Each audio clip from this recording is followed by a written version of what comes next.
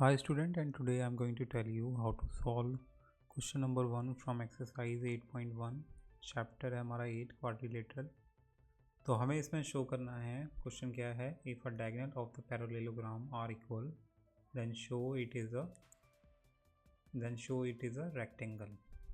तो हमें क्वेश्चन में गिवन है कि एक पैरेललोग्राम है, अगर इसके डायगोनल इक्वल हो जाते हैं हमें शो करना है कि ये रेक्टेंगल है। तो स्टार्ट करते हैं।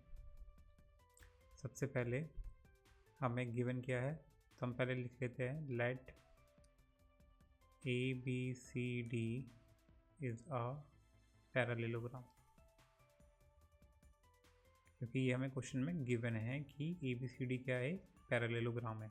ठीक है, एक पैरेललोग्राम है जिसके डायगोनल है वो इक्वल है, यानी कि A D equal to A C, sorry B D equal to A सी।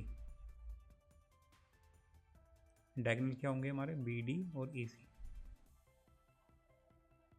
ठीक है, तो हमें क्या करना है, हमें प्रूव करना है,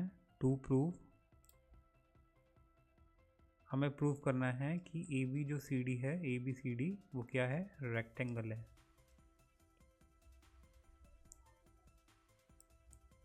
तो रेक्टेंगल कब होगा, अगर ये जो एंगल्स है अगर इनको हम 90 प्रूव कर दें, 90 डिग्री प्रूव कर दें, तो ये एक रेक्टेंगल प्रूव हो जाएगा। यानी कि इंटीरियर एंगल हमें 90 प्रूव करने हैं। तो कैसे करेंगे, इसके लिए हम लेंगे दो ट्रायंगल। कौन कौन से ट्रायंगल लेने वाले हैं, इन ट्रायंगल दो ट्रायंगल लेंगे ए बी सी।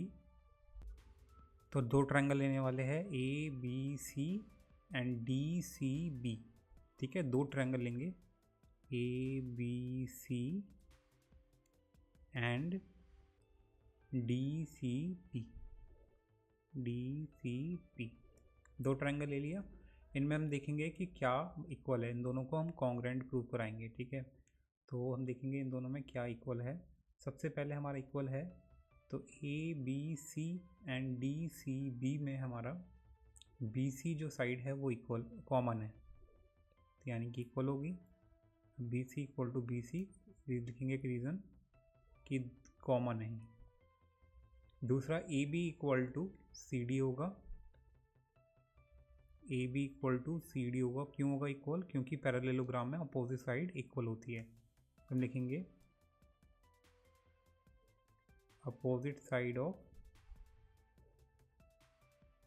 पैरेललोग्राम, क्योंकि हमें पता है कि पैरेललोग्राम है, तो पैरेललोग्राम में अपोजिट साइड बराबर होती है।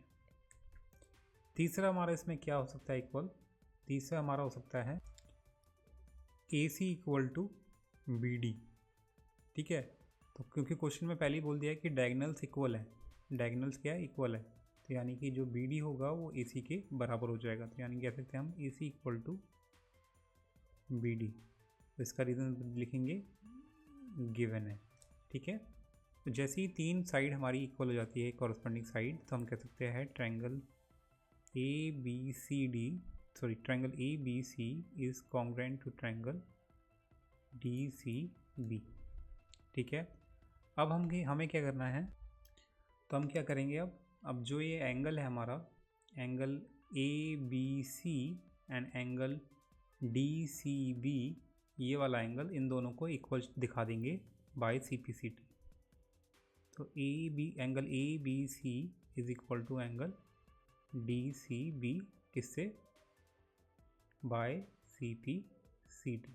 ठीक है, by C P C T से हमने ये दोनों एंगल इक्वल दिखा दिए। Got it.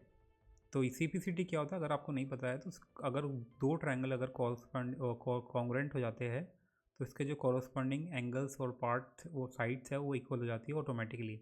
आपको कोई भी रीज़न देने की ज़रूरत नहीं है, बस आप बोल देना है सी P C T.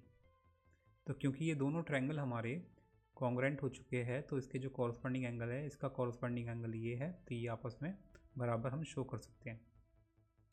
Fine, so once you, तो जैसे ही ये दोनों एंगल हमारे बराबर हो जाते हैं, एंड नाउ जैसे कि गाइस हमें पता है कि sum of the measures of angles on the same side of a transversal is 180, यानी कि क्योंकि एक साइड सेम ही साइड पे हमारे दो एंगल है, ये वाला एंगल और ये एंगल, तो इसका सम कितना होगा 180 होगा, क्योंकि हमारा जो ए बी है वो पैरेलल है सी डी के। ठीक है, तो कभी भी याद रखना अगर दो लाइन पैरेलल है, ठीक है, और अगर उसको हम ऐसे कुछ इस तरीके से ज्वाइन कर देते हैं, ठीक है, ऐसे तरीके से ज्वाइन कर देते हैं, तो इन दोनों को एंगल का जो सम होगा वो क्या होगा हमारा 180 होगा, याद रखना। ठीक है, तो यानी कि आपको ये लाइन लिखनी होगी कि sum of measures of angles on the same side, यानी कि सेम साइड पे जो दो एंगल होते हैं उसका जो सम होता है वो कितना होता है 180 होता है, अगर जो लाइन है हमारी पैरेलल हो। तो उसके लिए सिंपली आपको करना क्या है, ये जो दोनों एंगल है हमारे, ये वाले दोनों एंगल हैं, इनका सम कितना हो जाएगा हमारा 180। तो A B C plus angle D C B, इसका सम कितना होगा हमारा 180। क्योंकि ये दोनों एंगल एक दूसरे के इक्वल है तो हम कह सकते हैं ए बी सी एंगल, और डी बी सी की जगह मैं एंगल ए बी सी लिख दूंगा, तो A B C equal to 180। तो ये हो जाएगा हमारा एंगल हो जाएगा हमारा 2ABC, ठीक है, इक्वल टू 180। तो एंगल ABC कितना आ जाएगा हमारा 180 डिवाइडेड बाय 2, यानी कि 90। ठीक है, तो ये 90 है, तो एंगल जो DBC होगा वो भी 90 होगा।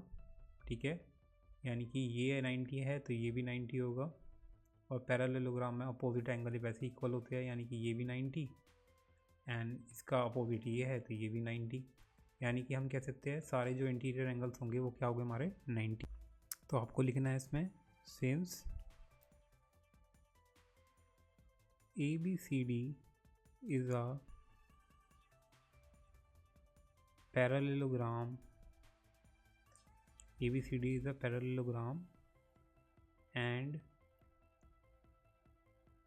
all interior angles